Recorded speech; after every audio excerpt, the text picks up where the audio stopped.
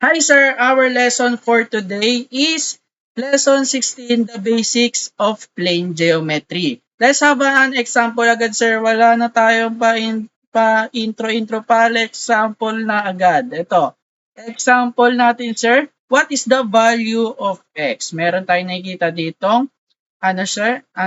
Ayan, shape. Meron tayong 125 degree and 85 degree dyan, sir. Bali, sir, yung bilog na to, sir, yung kanyang bilog, ayan. Meron yan, sir, na 180 degree pa rin po. Ayan. Bibigyan na natin ng sagot yan, mga sir. Ayan. 55.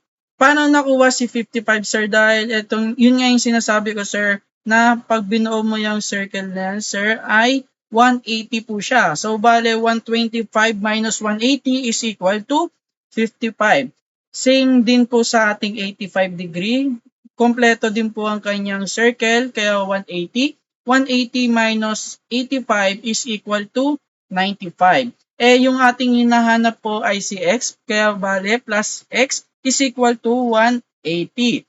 I-add lang po muna natin si 55 plus 95 is equal to 150. 150 plus x is equal to 180.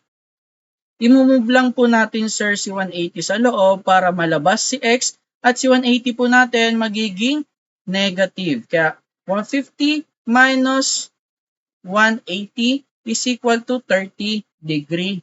Ayun po yung ating hinahanap na x, 30 degree po sir.